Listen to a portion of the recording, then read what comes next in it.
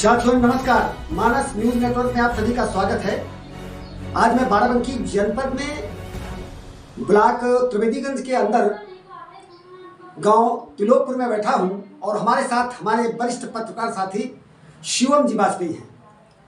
इस समय देश में रामजीलाल सुमन के द्वारा जो बयान दिया गया है उस पर बहुत ही अलग अलग स्थानों पर अनेक तरह की प्रक्रियाएं आ रही हैं और लोग इसका कड़े शब्दों में विरोध कर रहे हैं। मैं जानना चाहूँगा शिवम जी से कि वास्तव में ये जो प्रतिक्रियाएं लोग दे रहे हैं महापुरुषों पर वास्तव में कितने हद तक सही है और इन पर लोगों को अपनी राय क्या देनी चाहिए, इस बारे में बात करूँगा। शिवम जी, पहले तो आपका हमारे चैनल पर बहुत बहुत स्वागत है, क्या कहेंगे आप? बहुत बहुत धन्यवाद मानस न्यूज नेटवर्क का, जिन्होंने इस संवेदनशील मुद्दे पर विभिन्न समाज के लोगों से मिलकर के प्रतिक्रिया जानने का प्रयास किया। इसके लिए मानस न्यूज नेटवर्क और भाई आर.के. सिंह जी को बहुत बहुत धन्यवाद, आभार। देखिए, अभी आपने देखा कि वास्तव में जो बयान था रामजीलाल सुमन का, इस पर कड़ी सेना की भी प्रतिक्रिया आई और तमाम मान लीजिए कि कई जगह पुतले उनके भी जलाए गए। तो इस पर आप क्या कहेंगे? देखिए, समाजवादी पार्टी के सांसद ने सदन में, जो कि एक देश का जिम्मेदार नियामक संस्था है, वहां पर जाकर के भारत के वीरता की मिसाल बने राणा सांगा जी के संबंध में जो वक्तव्य जारी किया वह वास्तव में बहुत ही निंदनीय है और मैं तो कड़े शब्दों में इसकी निंदा करता हूं। समाज में प्रतिक्रिया आना स्वाभाविक है, क्योंकि जिन्होंने देश, धर्म और संस्कृति की रक्षा के लिए अपने प्राणों का उत्सर्ग किया, उनके लिए हम अमर्यादित शब्दों का इस्तेमाल करें, ये सहन हम जैसे देशवासी नहीं करेंगे, कतई नहीं करेंगे। देखिए वाजपेयी जी, मुझे लगता है कि संविधान में भी ऐसी कोई व्यवस्था नहीं की गई है जो हमें अधिकार दिए गए हैं, मौलिक अधिकार और समानता के अधिकार, इनका हमको लगता है खंडन किया गया है। और वास्तव में क्या किसी सांसद को इस तरह का मर्यादित बयान देने का अधिकार संसद के किसी अनुच्छेद के द्वारा है या नहीं?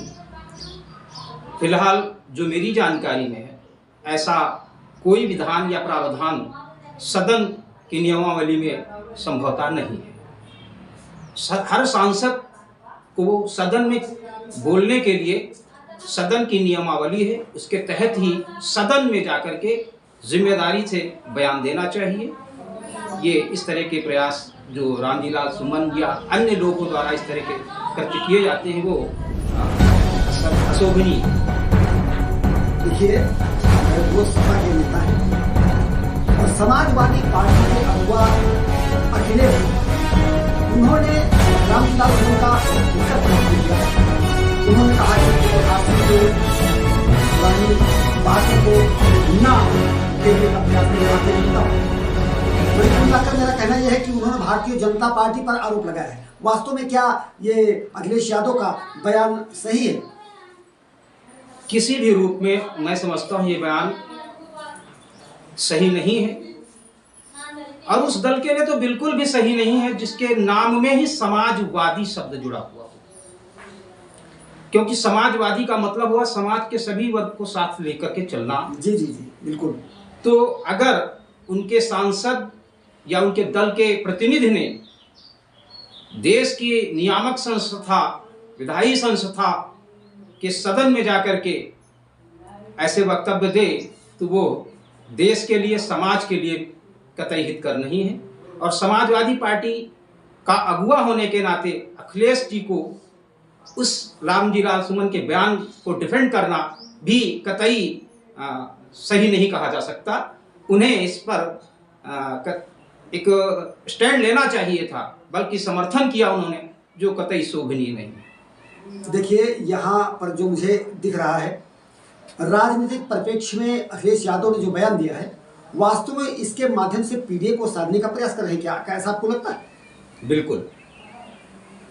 हम इधर पिछले कुछ दिनों से गौर कर रहे हैं कि समाजवादी पार्टी सदन में या बाहर अपने विभिन्न तरह के नेताओं से जो बयान दिलवा रही है, मैं मानता हूँ विवादित करने के लिए ही, समाज को बांटने के लिए ही ऐसे विवादित बयान दिलाए जा रहे हैं। पहले अब्दुल आजमी द्वारा महाराष्ट्र में, उसके बाद रामजी लाल द्वारा सदन में, जहाँ सदन के प्रति अशोभनीय टिप्पणी। तो कुल मिलाकर ये सारी चीज पिछड़ा, दलित, अल्पसंख्यक को साधने की जो या उन्हें विभाजित करने की जो मंशा रखती है समाजवादी पार्टी या उसके अगुआ, उनके द्वारा एक सोची समझी साजिश और कृत्य है। तो ये थे हमारे साथ सुनील बारपेयी जी। मानस न्यूज नेटवर्क से मैं रामकरण सिंह, नमस्कार।